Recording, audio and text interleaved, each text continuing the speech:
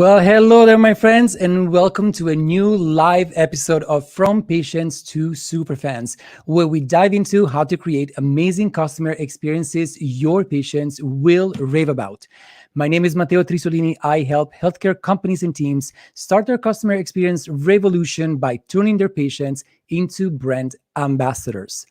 Ask for forgiveness, not for permission, is a scary phrase to hear for all the healthcare leaders out there who are watching tonight. On tonight's show, we are going to reveal strategies to empower our teams to make independent decisions that not only will turn our patients into raving fans, but that will also take care of our bottom line. To help us out and to sort this all out for us, I have invited tonight to join us on the show a great friend and former Zappos Insights events samurai, Imali Quinn. Hi, Imali. Hi, how are Hi. you? I'm great. It's so good to see you. I miss you. I miss you so much. It seems so weird that we haven't seen each other in what, a year and a half? This is I ridiculous. know, because I usually come and bug you there in Vegas. You would absolutely have been here by now. We are past due for sure. Absolutely. So, first of all, I wanted to ask you something. So, I introduced you as the former Zappos Insights event samurai. So, that was your unofficial title, right? Correct. Tell me a little more about how that happened. What does that mean? It's funny that you asked that. I would get that question quite frequently, and I would actually say it means absolutely nothing. It was a great conversation starter, is really what that was.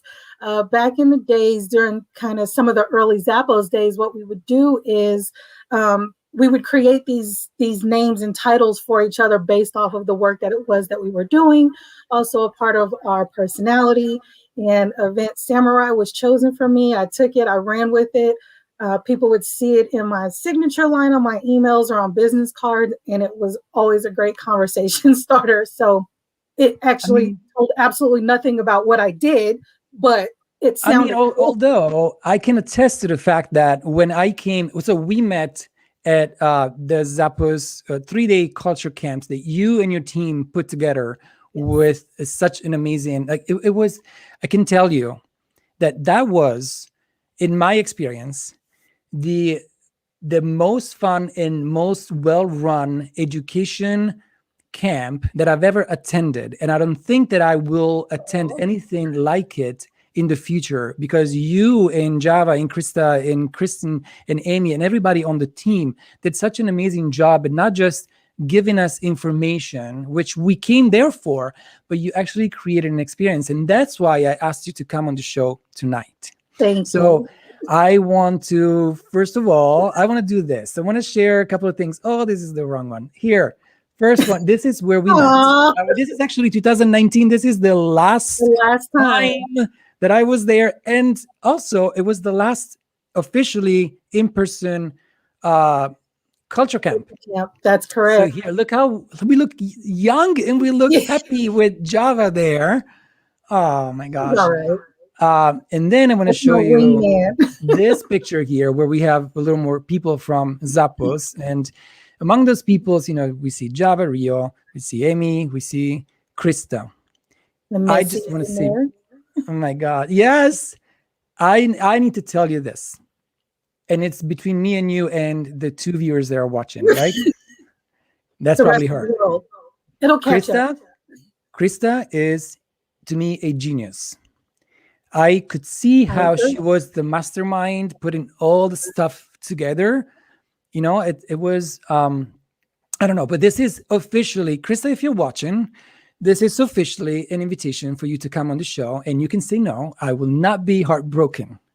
But I'm gonna twist her arm a little bit. Bring her on. She needs to be here. She absolutely needs to be here. We'll see if we can do this. But I want to show everybody also this picture. Tell us where we are.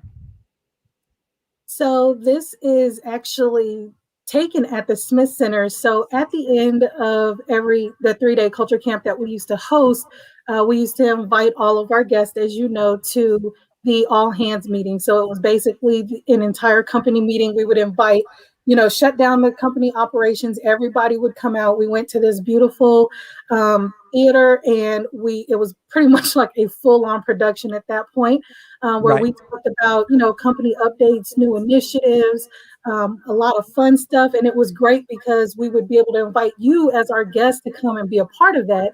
And then we also would have external speakers that would come out to also be a part of that. And it was a phenomenal experience. No all hands were ever the same.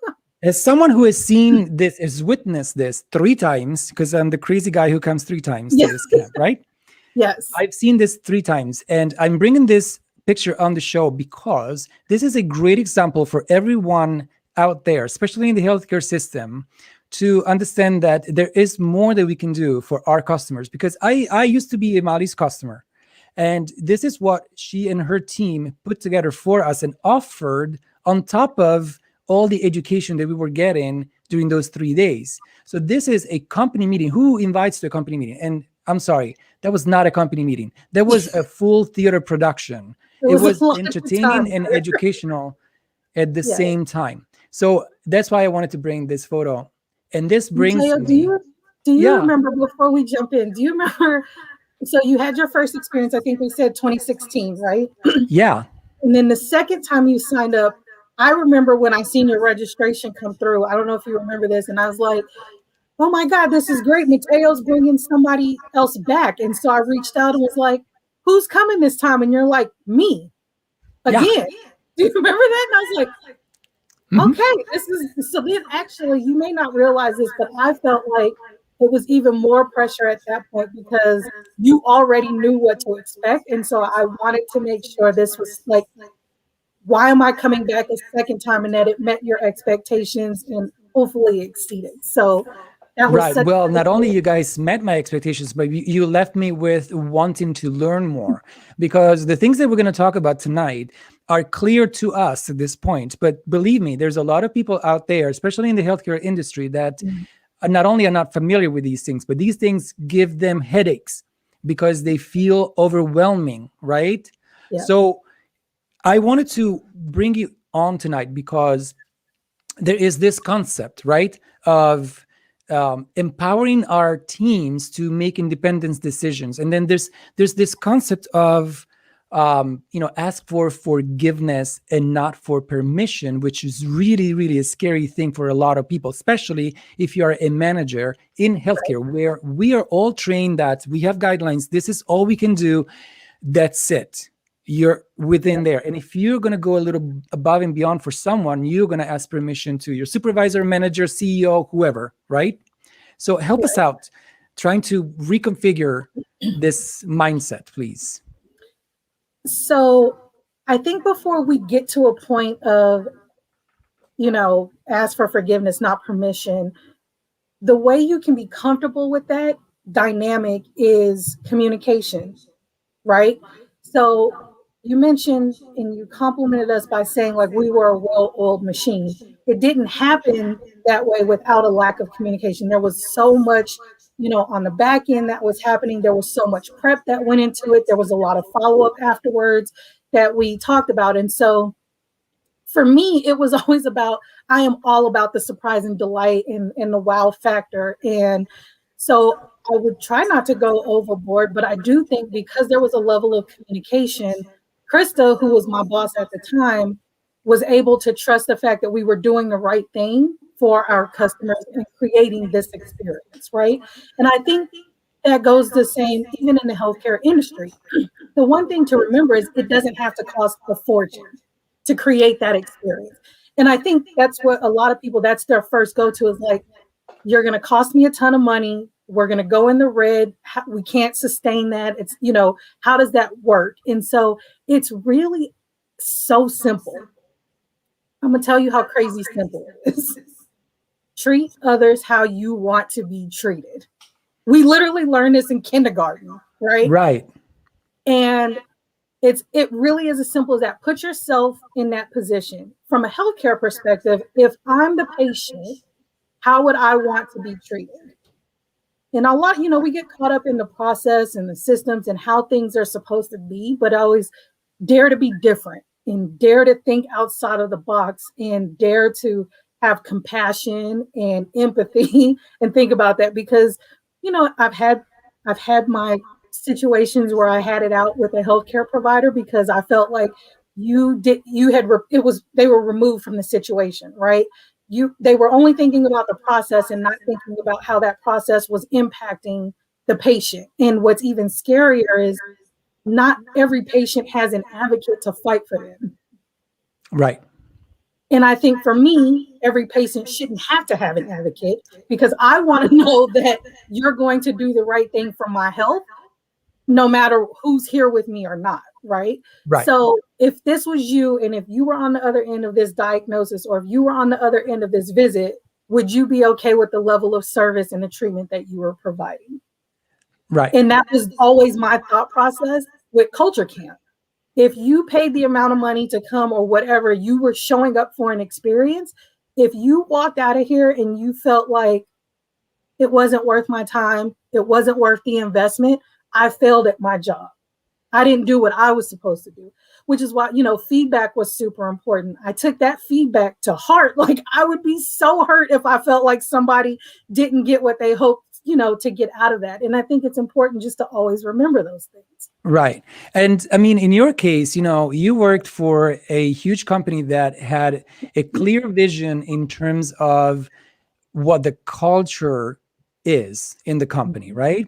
So Right. when that happens and you have those foundations, it kind of is organic, right? That Right. the whole team and everybody on the team understands that, okay, this is what we do, and we can go above and beyond for the patient. We don't need to ask permission to the CEO to move this appointment, to write off this copay, to refund, And I think the issue that everyone is stuck on is that we are going to go out of business if we keep going above and beyond for patients and we forget to protect the company.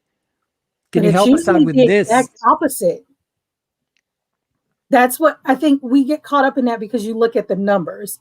But the reality is, if you look at it from the other perspective of the more that I take care of my patients, my customers, my clients, no matter who it is, they're the ones who continue to draw the business back. You're doing all the referring, the word of mouth marketing is getting out, and you're wanting to come back. So at that point, your brand speaks for itself. And so again, I go back to, you don't have to spend a ton of money, treat people with kindness, and, have a conversation with them, be engaged with your patients, with your clients, with your customers, whoever that may be. And you'll see the difference that makes when you can see, like, I feel comfortable here. I feel welcome here. You took the time to answer my questions. It's those little things. And it's sad because you think those should be a given, but a lot of those things are what's missing. Then you can take, I'll give you an example. What I have appreciated lately, I guess the highlight of some healthcare visits that I've had recently have been in the dental industry. And even I took my son to go get his braces put in, and we walked in to the office and we were greeted with this big board that had his name on it. And it was like, welcome and thank you for being here. And like, just made him feel like this superstar. And these people hadn't even like really known us yet. And even before coming into their office, the orthodontist had called me the night before and just said, hi, Mrs. Quinn, we know that you're coming in with your son tomorrow. I wanted to know if you had any questions that we can help you with before you even get to our office. We're so excited to meet you tomorrow. We look forward to your visit. Let us know if there's anything that you need. It was literally a 30-second call, and I was already won over. I could hear the smile in his voice. I could tell he genuinely cared. And then we walked into the office, and I kid you not, it was like the Zappos of orthodontist offices. I didn't even know this was a thing. I was so wowed. And it was, neither one of those things cost me. He was probably in his car on his way home from the office that day. Right. That call. Exactly. So my question is, how much does this cost? It costs nothing. A little time. Yeah, but not even that. Because if you love what you do and you're proud of what you do and you're enjoying creating a relationship, what is the better way to call ahead Right. and just introduce yourself. This is what Build we that do. connection. Those Yeah, our connections are providers so do it too. important. And I can tell you, because we have a process here at SSP, everybody who comes in as a new patient has to do a meet and greet first, which now we do Mhm. virtually. So they kind of have seen the doctor before. But then when they get the call from the doctor saying, hey, I know that, I don't know, Michael is coming in tomorrow. I just wanted to say hello again. And if you have any questions before the visit, let me know. When they Right. hear this, as it happened to you, they feel that, okay, these people want more than just, sending a claim to the insurance. Right. You wanted to connect with me. And even Exactly. afterwards, the follow-up, right? So I'm not saying it needs to be every single patient that comes through your door, but if you have a patient who comes in and there was a particular situation, if there was, a health thing, the kid was sick or whatever, what have you, getting the call just saying later that day, hey, I'm just calling to check on you to see how things are going. Were you able to get your prescription okay? How's the baby feeling now? Did you have any other concerns? Because I know I'm a mom of 4, so I've been around Mhm. a lot, but I always think of the questions afterwards. Right. Oh, I forgot to ask him that question while I was in there. Well, I can expect that follow-up call to say, you know what, I did forget to ask you something. And maybe I don't. Maybe it's as simple as, no, we're good. Baby's doing fine. Thank you so much for calling. Now I feel like you care.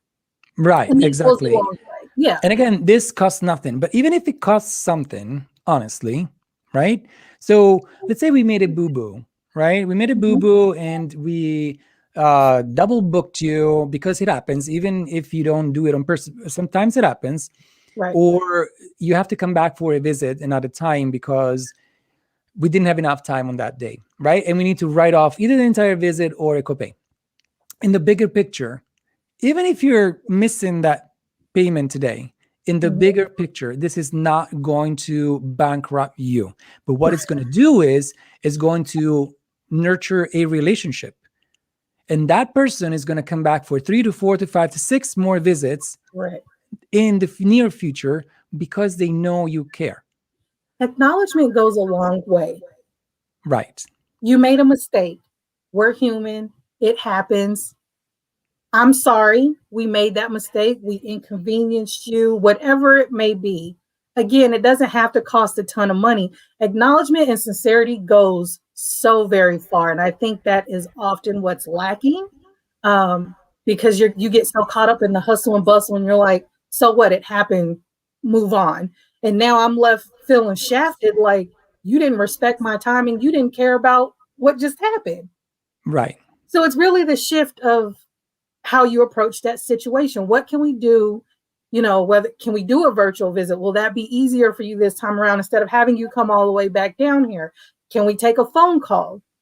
Just being creative about what those other opportunities are to make it right. And here's the thing, ask your patient, ask What them, they want. what do they want? Because that takes a lot of the guesswork out of it. For Right. me, it was like, I just wanted you to know that I wanted you to acknowledge you were wrong. I don't Right. need anything else. Just acknowledge you messed up. And let's go through this little concept that we know we have in common. We talked about it even on LinkedIn. We talked about it a little bit, right? Speaking of this, what patients want that is not going to even really cost you anything. It's not going to bankrupt you to do. You said you posted this thing, so if you don't mind, I'm going to read it. You posted, people want, at the end of the day, people won't remember what you said or did for them, but they will remember how you made them feel.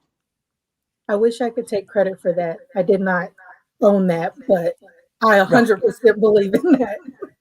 Right, exactly. And it makes absolute sense. So the thing is that it could be inconvenient Yep. to do something, to go above and beyond. And the thing is that I think healthcare leaders need to understand one thing.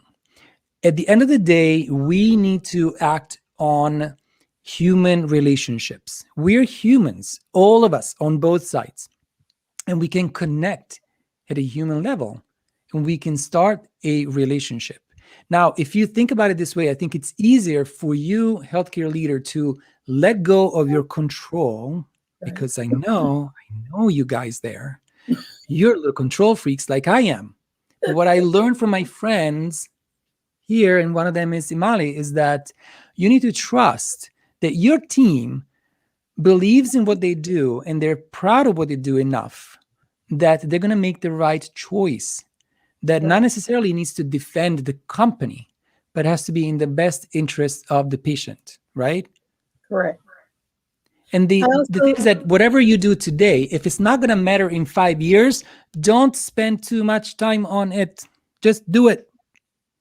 The negative has a much longer lasting impact than Yeah. the positive does. So, yeah, and I think it's another thing to keep in mind is, are we doing things for the sake of doing things? Are we creating policies for the sake of policies, or because that's just how things have always been done? And it's like I said earlier, dare to be different. Dare to, there's healthcare is a universal thing. There's a million doctors in different areas or whatever. I know the basics of what I'm supposed to expect, but dare to be different and go above and beyond that. And it doesn't have to be, like I said, every single person that comes through my door, I have to call every single person. No, you don't. But I think over time you kind of pick up like we had a connection. Let me follow up on that. And Mateo, we used to say this all the time. I think it was always a battle after our relationship was established of who was going to outwow who. Right. Mateo, you don't know this, but I kid you not, I have a note to this day in my phone that has a list of all the things that I know you like, or that I know your office likes, where you guys go to happy hour, where you guys order lunch at. What I know that Isabella loves Nutella pizza. Those are literally the things. For me, that's what it was about. I would take mental notes, and as soon as I could get to jot it down, that's what I would do. So it's the same concept that you can do with your patients. While you're interacting with your patients, can you make a quick note in that person's file? And then the next time they come back, now you have a talking point. Oh, absolutely. And when you mention things that they have mentioned before and you bring them up, they are so wowed. They can't believe their ears, but they also understand, one, you care, and two, this is a relationship. So now I also have responsibilities. I have to behave. Right. Right? It is incredible what can happen when you just talked about. You listened. Right. You heard me. You didn't. We weren't just going through this transactional period and you were off to the next page. You sat and actually listened, and there was something specific that stood out that it was like, okay, great. Now I can mention that the next time you come back in, and we've officially established a rapport that we can build on. Absolutely. And that's exactly, Imali, what I imagine the transition from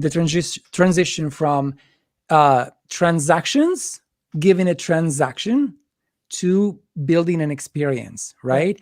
So as you are scheduling the next appointment with this patient, that's your transaction. You could use that as your excuse to give an experience, right? Connect at a human level. From the appointment setting, if I've been that mom that has called the doctor's office and was like, I'm freaking out about this. Is this the right thing? Or, I just want to get them in right away. Acknowledge that. Because then now, whether your appointment setter makes a quick note about that, or, in the notes, it's like she was super concerned and may have additional questions or things like, there's always, little nuggets of information that if you just pay attention, it's all there. Right. And if you don't remember it because there's a million things going on, make note of that. Encourage your appointment setters to pay attention to the tone, to, anything that happened, things that they can kind of bring back up.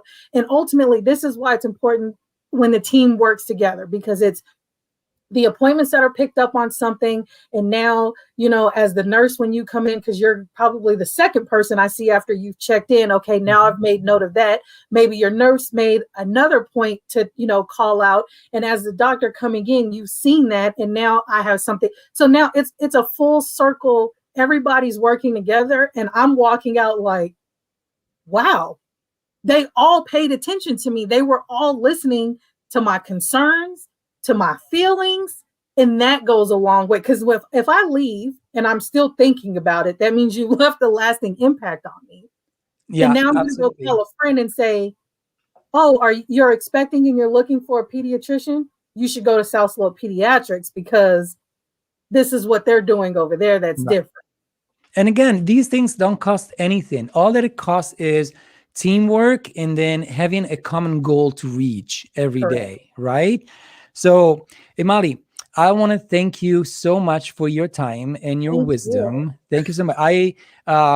If anybody wants to get in touch with Imali, she is on LinkedIn, right? So you can look her up there, right?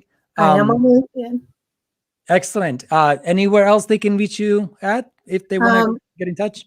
Pretty much, you can pretty much find me anywhere. LinkedIn, Instagram, also on Facebook. So reach out, say hello, send me a message. Always interested in chatting it up. I could talk about customer service and wow moments forever on end.